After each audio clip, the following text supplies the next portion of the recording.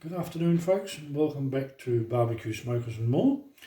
This afternoon we're going to make up some shotgun shells, and we're going to follow a basic recipe from Anderson Smoke Show, which is quite simple, which is where I picked up the basics from. But we've just got our own little spin on it. We couldn't get any manicotti shells, as they call them, so we're using some cannelloni shells, which are very much the same, maybe a little bit bigger. So we've got some pork mince here, which we will grind up with our hands. We've got some perfect Mexican cheese. We've got a little bit of ancho espresso barbecue rub, which is meant for pork as well as beef. So we'll put a little bit of that through it. And we will find, we've got a glaze in there somewhere. I think it's the pineapple chipotle glaze I think I was going to use. So we'll glaze them as we, about just towards the end of the cook. So first things first, let's get the mince in.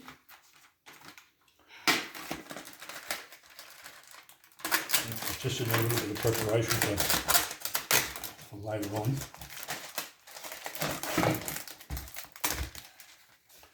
So I think we've got about 10 or more shells in there. So hopefully this will probably be more than enough for what we want. What I'll do is I'll just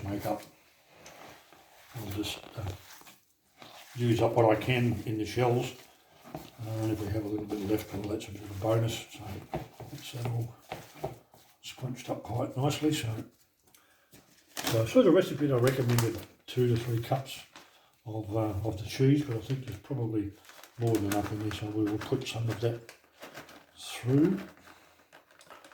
I won't go through and put it in one lump chunk, but hopefully it'll mix through quite nicely. And recommending temperature through, I'm using the MB.1050 for this, and I've got that pre-organised outside. All I'll have to do is just go out and set the temp and whatnot to get it going. So I'll put these on the middle shelf, which is going to give me a nice even cooking area. So well, the cheese has gone through that quite well, and I think we could just about use all of it, I think. So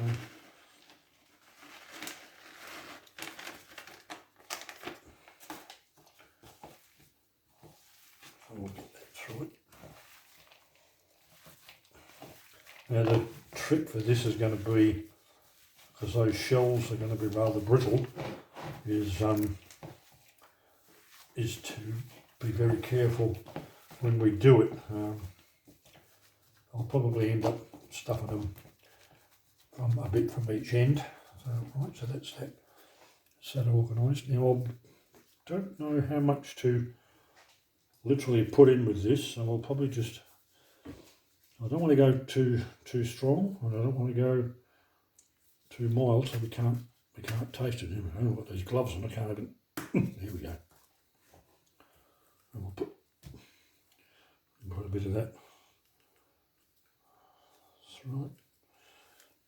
Now that's it's an espresso based rub, so it's not a sweet, definitely not a sweet spice. So we'll probably end up with a bit of sweetness from the glaze that I use. And I'm probably not going to know the flavour of or how much this is to taste, so we'll probably just go by look. I'm flicking it everywhere. The camera woman's going to be very happy about that. Not.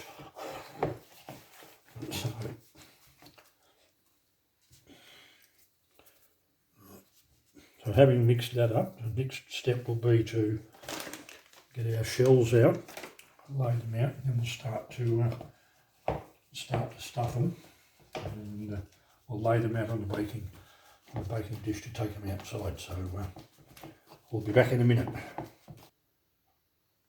Okay, that's our shells out.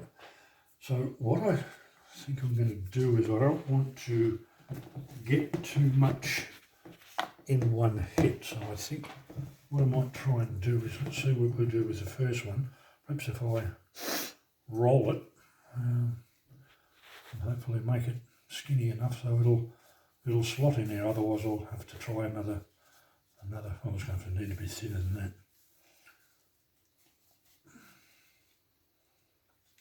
Let's see how we go with the first one. Yeah, it's probably going to be too thick, so right.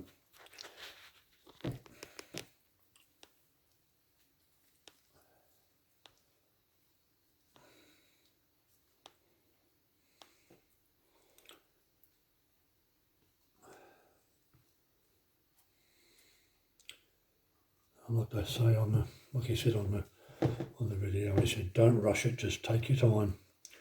Because with them being so brittle, it's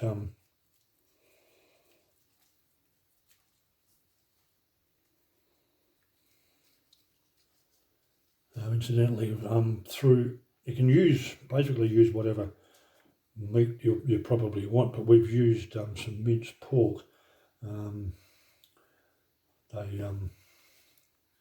He actually used Italian sausage through the video, so I'm putting a bit of a different spin on it. Well, you can see that's gone through pretty well halfway, which is probably a good thing, that the shells are a bit transparent, so then you can see how far you've gone through it. Now I won't go through and do every single shell on the video. I'll just get a couple of them done, and then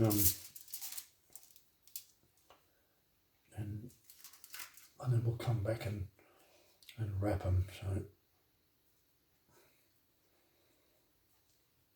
go on.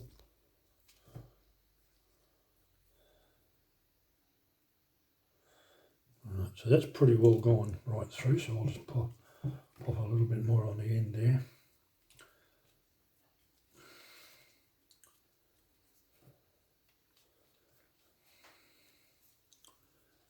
Right, so that's our first one.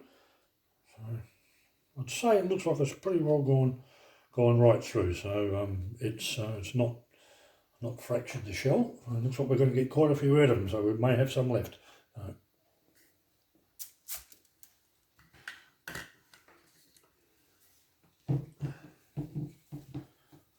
I'll try that roll up. I'll try the roll again and just see whether we can get it small enough or narrow enough to save half the.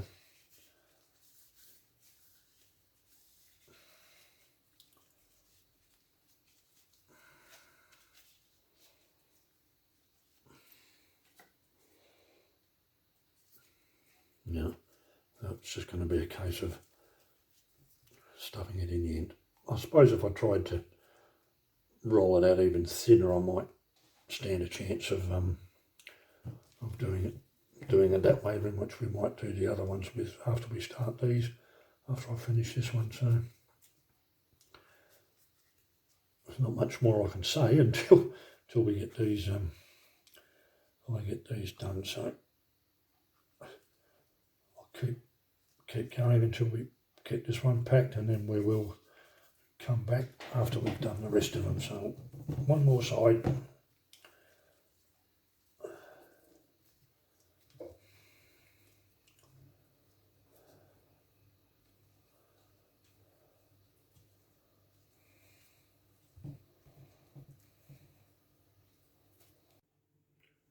Okay, now that we've got them all stuffed, got them all filled with the pork mince. We used all the pork mince. We had 20 shells, so we got 16 out of a 500 gram pack of pork mince, and we got 16 out of the 20 shells that we got from the box. So as you can see, we've already done one. So I'm going to roll wrap these. When I watched the video, he actually used a really long, skinny rashers of bacon, and he circle wrapped them. So, but because our bacon is a little bit on the wider side, I'm just going to roll wrap these. Oops, if I can pick them up. Very slippery little suckers. I'll roll them over, I just want to get a bit of an overlap, so hopefully as it mentions, this will crispen up and hold it together. So that's one. I'll only just do a few of them, so then I'll do the rest off camera. Now, as I said, hopefully the bacon that they generally use in America, which was what he was using, was very thin. And when I say thin, I mean not thick cut. It was thin cut, which meant it would crispen up very much. Well, it did crispen up for him to hold it together. So this is what we will hope will happen with these. These are slightly thicker cut.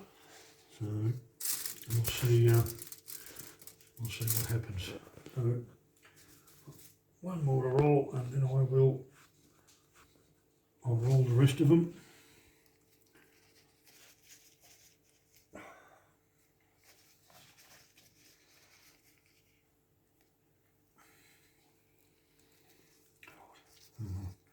There we go.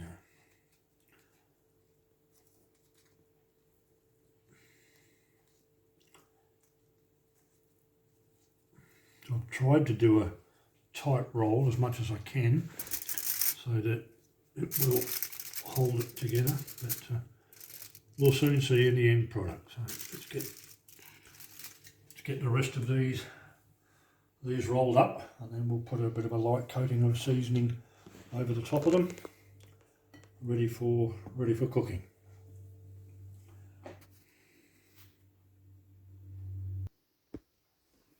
Okay, so now we've got them all wrapped up, snug as a bug in a rug, with the bacon, and we ended up using a few of them with a bit of offcuts because we didn't quite have enough full sheets of bacon, but also nevertheless I think it'll still work.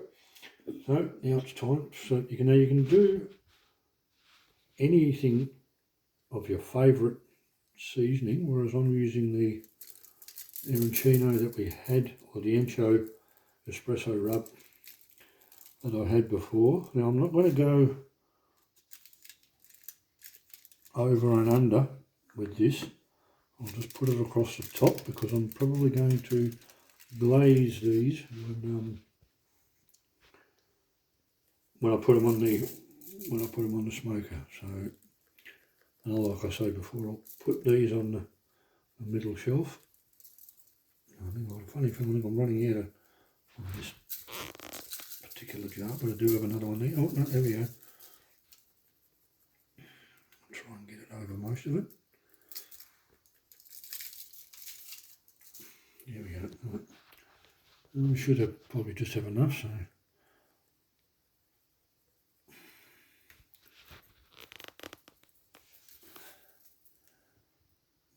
missed a bit there. So I try and get an even amount over it, so it goes through the cook nicely. But there again, I am rather pedantic about it, so still. So that's looking pretty good. I don't think that's going to overpower it too much, so I think we may have just put a little bit more on those ones.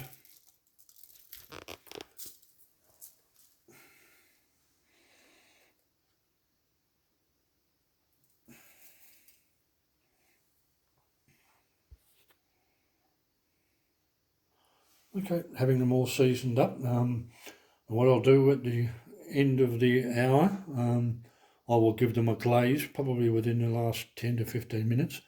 So what we're going to use is a nice little Lane's barbecue kind of sweet sauce. This was what I was mentioning before about having a bit of sweet with it, because the ancho espresso season will be it won't have very much sweetness with it at all, because it's an espresso based season or a rub. So we'll put the kind of sweet sauce on it, and I'll baste it with a little bit of a basting brush on the last few minutes, maybe 15-20 minutes of the cook. And I think I will probably use some maybe some mystique or mild smoke chip to go through it. I don't want to, probably myself don't want anything too strong. So until we get to the cooking process, we will see you then. Okay, we're back. We're ready for cooking. We've got some smoke rolling. I've got some a strawberry jam wood chunk in the charcoal chamber there, and we're looking for a 300 Fahrenheit temp.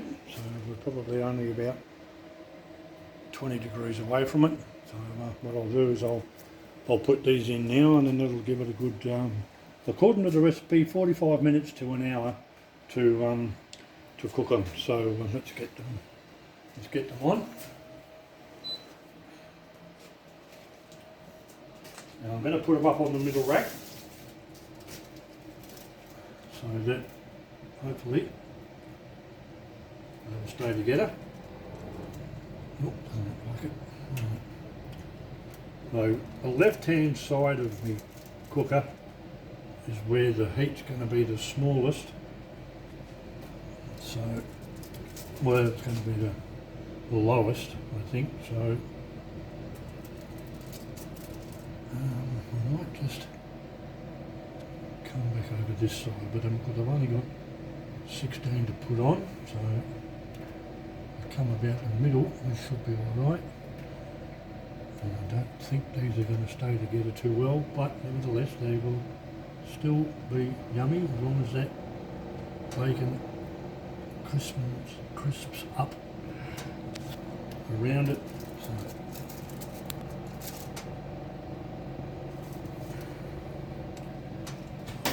I'll just fix this one up at the back a bit so we can hopefully all stay together.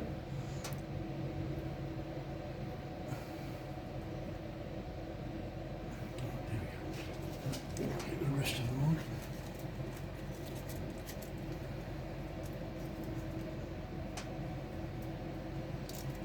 Now this is probably a first for me, so we will learn each time as we go. So that's also what we got there, 2, 4, 5.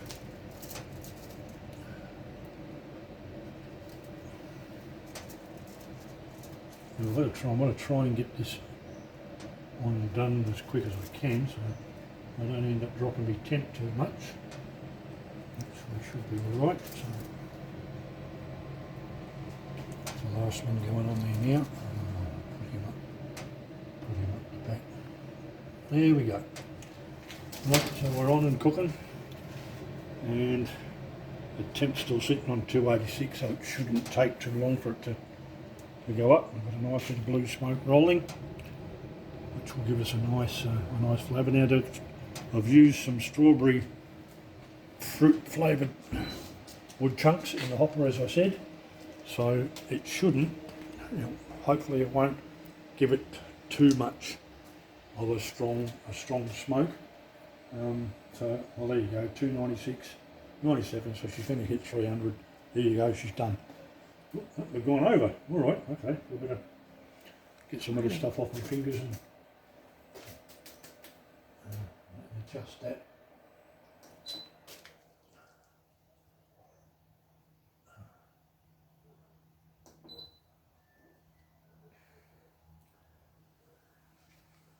So that stopped on 302, so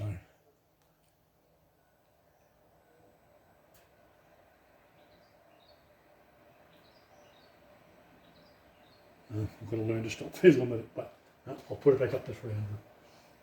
Probably just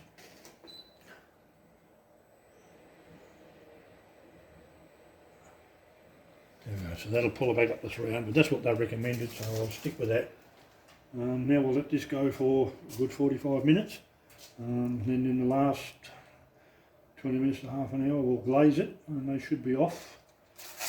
I'm looking for an internal of about 160 to 165, and as long as the shells are soft, we will be enjoying them for dinner. We'll come back when we're close to being ready. Okay, righto, time to give them a baste. We've got about 20 minutes to go, so we've got a nice little Lane's sweet. I can't remember what it was now. So we'll just brush this on them.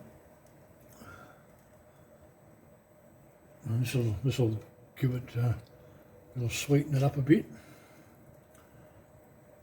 I'll try and be a bit liberal with it. I'll try and get it all over it. If I can get enough on there, it'll run down through it.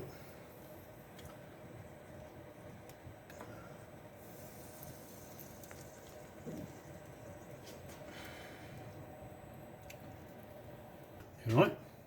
Hmm?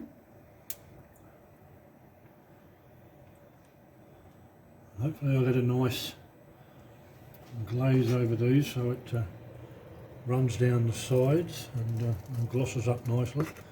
Yeah. Probably going to have a hell of a mess to clean up in the morning, but don't worry about that, that's half the fun of it. So I might put a bit more on the back view because I don't think we put a great deal on there. So this should only take about 20 minutes to go. We were close to internal, looking for 160, which is a safe. I think it's 165, so we're sitting on 150. So by the time this gets its last 20 minutes to an hour, because they did recommend 45 minutes to an hour, or to an internal of 165, which is the safe. That's right, this was the Lane's kind of sweet sauce that we're putting on there, so this will take away a bit of the sharpness from the espresso seasoning that we put in there. One more. Okay, that's it, so we'll close that off now and let this go till it's finished, and then we'll come back and we'll finish off when we take them off. Okay, time to get them off. We've given them a second glaze. Oh, look at that, nice and dripping. So we will take them off very carefully. Oh, maybe in the light there. So.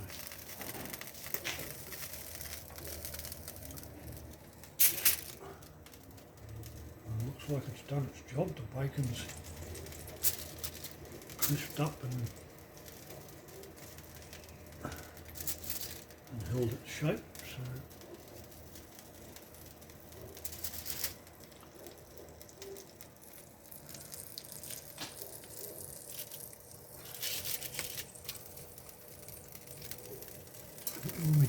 Well, that one didn't go down too well, but still, never mind. First time for everything. Right.